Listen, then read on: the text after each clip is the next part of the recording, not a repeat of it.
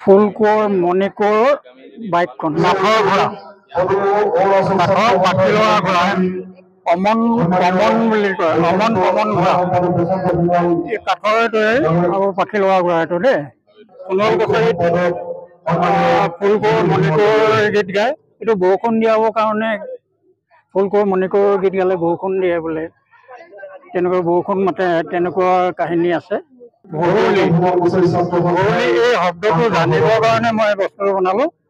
ভৰলি এজনী দেৱী সোণোৱাল কছাৰীৰ ভিতৰত মানে বাইথ পূজাত ইয়াক পূজা আগবঢ়োৱা হয়।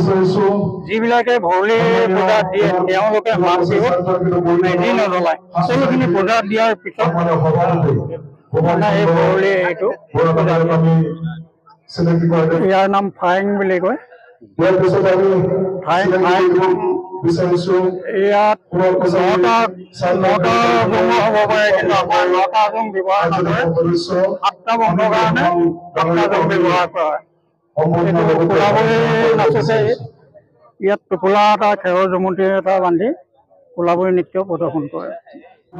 এইবিলাক হ'ল সোণোৱাল কছাৰীত টকা যিখিনি কিন্তু এই সোণোৱাল কছাৰীৰ ভিতৰতে প্ৰত্যেকতে ক'ৰবাত 3টা খুঁটি ক'ৰবাত 4টা ক'ৰবাত 5টা এনেকৈ 5টা নাই যেনিবা 6টা ক'ৰবাত এটা খুঁটি আছে কিন্তু খুঁটাবিলাক এটা কাহিনী আছে। এইটো আমাৰ লগগুৰু হেৰি আৰু তাৰমানে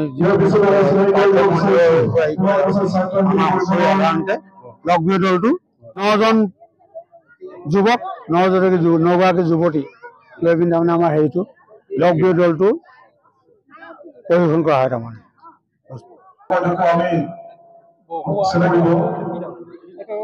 সোণোৱাল কছাৰীত 23টা বংশ এতিয়ালৈকে উদ্ধাৰ হৈছে। 23টা বংশৰ ভিতৰত এহমাল বুলি এটা বংশ আছে। এহমাল বংশ তেওঁলোকৰ 4টা সঁচ আছে তুঁহগুৰি টেপাৰী লাঙি এজলাই 1970 চনত ধৰিয়াত মিটিং পাতি এই 4টা সঁচে 4টা ৰং পচন্দ কৰিলে। তাৰ ভিতৰত তুঁহগুৰি ৰঙা ৰং ল'লে, টেপাৰীটোৱে হালধীয়া ৰং ল'লে, তাৰ পৰা লাঙিটোৱে এইটো গোলপীয়া ৰংটো আৰু বিৰিণাৰী লাঙি বিৰিণাৰী এজলাইটো এইটো ল'লে। গতিকে এই 4টা ৰঙৰ সমষ্টি এহমাল বংশ এইটো জাতিটো প্ৰতীক তাৰমানে। তাৰ ভিতৰত আৰু এটা গুপুত কথা আছে ডাঙৰ সেইটো হ'ল এই 1970 চনত বুলি ক'লো তাত আমাৰ পতাকা চিলেক্ট হৈছিলে। এই পতাকাখন সেউজীয়া ৰঙৰ গতিকে এই এহমাল শব্দটো চব এইটো এহমাল শব্দটো সেউজীয়া ৰঙেৰে লিখা হৈছে অন্য ৰঙে লিখিব নোৱাৰে।